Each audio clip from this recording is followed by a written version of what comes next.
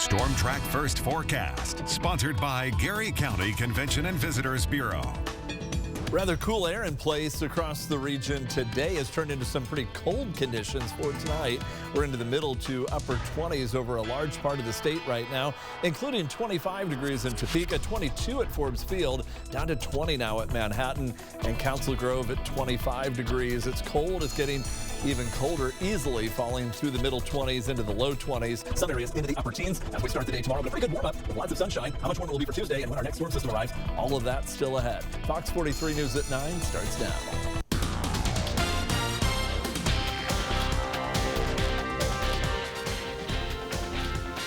Now at 9, coronavirus cases continue to rise in Kansas. How local funeral homes are trying to keep up with the surge in deaths. Plus, how a limited number of beds could have major impacts for hospitals in our rural communities. And Kansas could soon have a new face on the Kansas Supreme Court. We'll let you know who she is.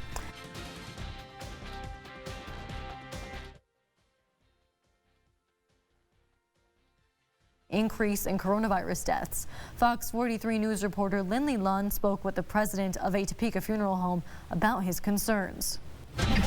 Hemwell Gable is one of 4 funeral homes in Topeka owned by Newcomer Funeral Service Group. The president, Brand Newcomer, says since March they've been seeing deaths due to the coronavirus, but in the last few weeks it's gotten worse. There's also stressing the funeral service providers in our community. In the past month, the Shawnee County Health Department has seen 43 deaths due to the coronavirus, a jump from 28 in October, causing Newcomer to become even more stressed. For his family who works by his side, and his employees seem being around COVID victims and their families. And to add to that, an overwhelming surge in work. What we do happens 24 hours a day, 7 days a week, and so taking care of the deceased, it doesn't have a holiday, it doesn't take a break over the weekends, and so any increase in the number of deceased and the families that we're caring for adds stress to their day-to-day. Newcomer says his staff have had to start sharing responsibilities so that they're able to have adequate time off, and so their customers stay satisfied. And after seeing one coronavirus death after another, he wants the community to abide by the health guidelines and perhaps save a life. The sadness of what we see in the funeral business are those that are passing COVID-related illnesses that maybe are passing away unexpectedly or before their turn. They plan to take it day by day to see if there's any steps that they need to take to keep their staff safe and their services top-notch.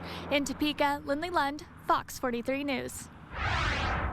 Moderna is submitting its coronavirus vaccine to the FDA for approval. And tonight, a researcher from Moderna Clinical Trials in Kansas weighs in on the race for a vaccine.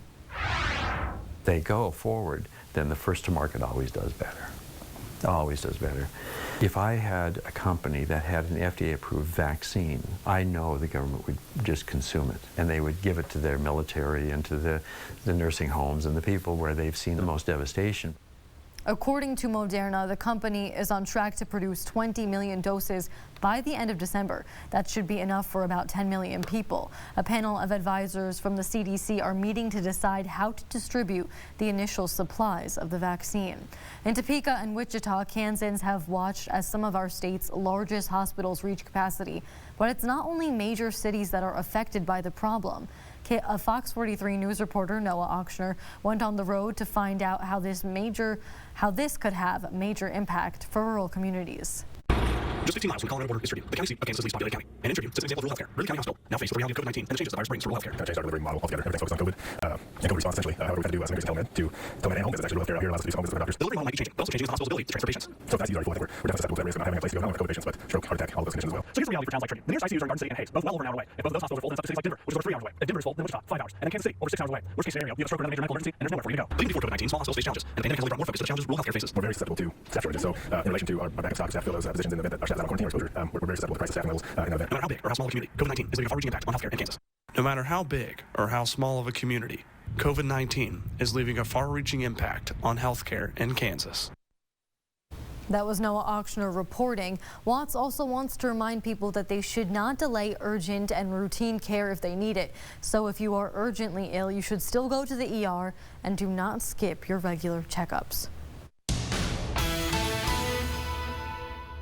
We've definitely seen some cold air in place through the evening hours so far. Most of us into the 20s. There's still a few areas across the west that are holding up in the 30s, but that's because there's a light breeze blowing, so it still feels like it's in the 20s west. 27 and holding 24 degrees for Emporia. Manhattan at the airport, it's 20, not quite as cold in the city. But we have very light wind over the eastern counties, and as I mentioned, that light southerly wind starting to redevelop over the western counties with just enough of a 5 to 10 mile per hour breeze expected after midnight. Temperatures will likely level off. A light and variable wind will keep us into the low 20s with a few spots hitting the upper teens overnight into the morning tomorrow. But a dry night. Clear sky for tonight into tomorrow morning. Clear sky through most of the day tomorrow. A few thin clouds start coming in. I want you to watch what happens as we head into Wednesday. Cloud cover starts to build in, and rain starts to mix with snow, and eventually starts to change over to snow as we head into Wednesday night. Just how long that'll linger for us, so look at that's coming up. A man is now facing charges after a deadly crash on the 4th of July in Topeka. It happened near 27th and Fairlawn in southwest Topeka.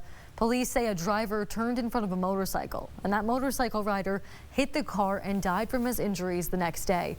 Prosecutors have charged Richard Lee Richardson with failing to stop at an injury accident, driving without insurance, and failure to yield. A California man pleaded guilty to federal charges today after being caught in Kansas with illegal drugs. Police found Eduardo Ariano Sanchez with more than 9 pounds of fentanyl and more than 8 pounds of heroin in August of 2019. Today, he pleaded guilty to 2 drug trafficking charges.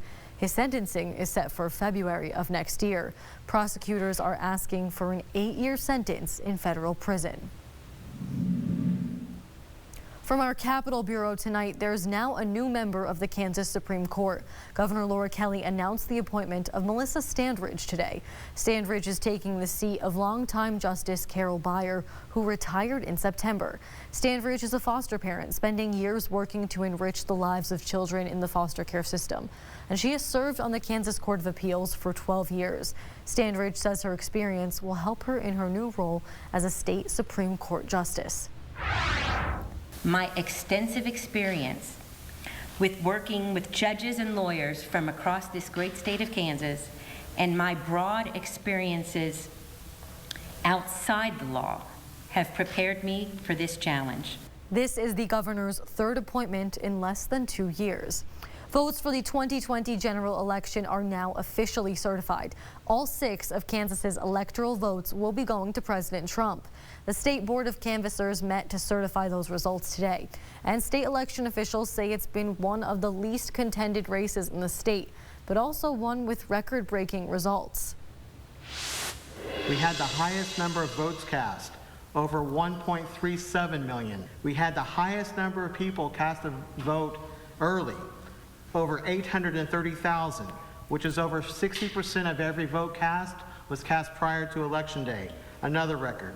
State election officials also reported that all 105 counties passed the post-election audit.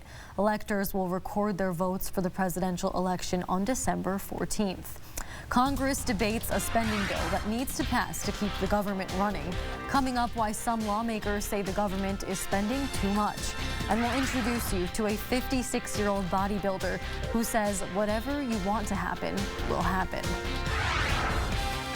Heading into the daytime tomorrow after cold morning conditions, a lot of sunshine will help to boost temperatures into the 40s, upper 40s late in the afternoon, possibly hitting 50 in spots for the high temperature.